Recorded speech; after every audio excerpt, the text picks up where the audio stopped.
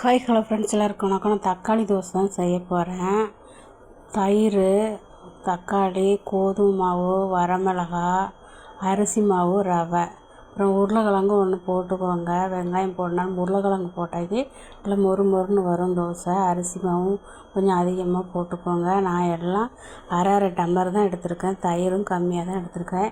எல்லாத்தையும் அப்படியே மிக்சியில் போட்டு நல்லா அரைச்சிக்கோங்க. எனக்கு தோசை கொஞ்சம் காரமாக இருந்துச்சு, அதனால் ஒரு வரமிளகா கம்மி பண்ணிக்கோங்க. உப்பும் மல்லித்தழையும் போட்டிருக்கேன், அவ்வளோதான். அப்படியே தோசை பார்த்து கரைச்சி ஊற்றி சுட்டு எடுத்து சாப்பிட வேண்டியதான். சூப்பர் டேஸ்ட்டாக இருந்து அதிரடி தோசை. வீட்டில் மாவு இல்லைன்னா உடனே இந்த மாதிரி தக்காளி அரைச்சி செஞ்சு சாப்பிட வேண்டியதான். தோசை நல்லா இருந்துச்சு. நான் அன்றைக்கி சுட்டு பார்த்தேன், நல்லா டேஸ்ட்டாக இருந்துச்சு. பாருங்கள் எவ்வளோ அழகாக வந்திருக்கு தக்காளி தோசை. எனக்கு சாஃப்டாக இருந்துச்சு. அரிசி மாவுலாம் நான் கம்மியாக தான் போட்டேன். என்கிட்ட எல்லாமே கொஞ்சம் கொஞ்சம் தான் இருந்துச்சு. அதனால் மாவு இல்லையா, அதனால போட்டு செஞ்சு சாப்பிட்டேன். சூப்பராக இருந்துச்சு. அதிரடி தோசை, தக்காளி தோசை. சேனலை சப்ஸ்கிரைப் பண்ணுங்கள், லைக் பண்ணுங்கள், ஷேர் பண்ணுங்கள். வீடியோ பார்த்து என்ஜாய் பண்ணுங்கள்.